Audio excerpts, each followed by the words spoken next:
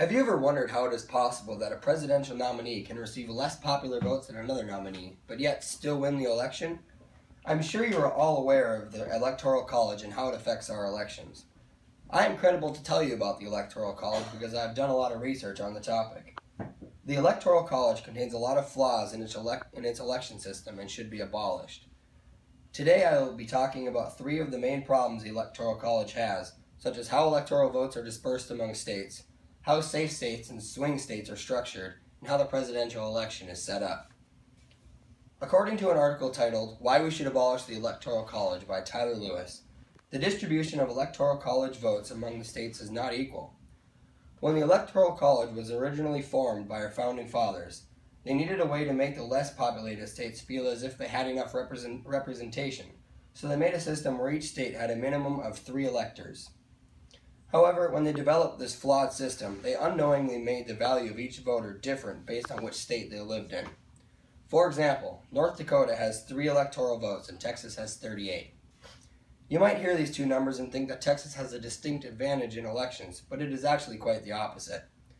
The ratio of population to electors is much less in Texas, making the value of each popular vote in Texas a lot less than in North Dakota. Therefore, in a winner-takes-all system, a vote against your state's dominant party is virtually a meaningless vote. Now that we have learned about the way electoral votes are dispersed among states, I will now talk about how safe states and swing states are structured.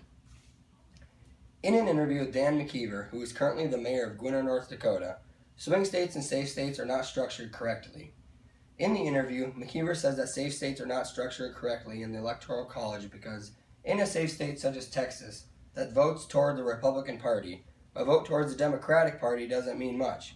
Therefore, a Republican vote in California is also worthless because California always votes for the Democratic Party.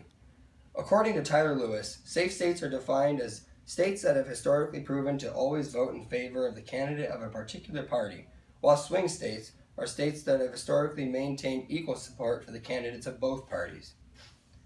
Now that I have talked about 2 problems with the Electoral College, such as how the votes are dispersed among states and how safe states are structured, I will now talk about how the presidential election is set up. The Electoral College is so flawed that it allows a president to win an election and somehow acquire less votes. In an article titled, Is the Electoral College System Still the Best Mechanism for Electing the U.S. President? By Barbara Boxer, Hillary Clinton won the 2016 presidential election by more than 2 million votes, but obviously Donald Trump won the Electoral College. This also happened in the 2000 election when George W. Bush won the election, but Al Gore received more popular votes. Boxer then goes on to say that the presidency is the only office in America where the candidate who wins the most votes can still lose the election.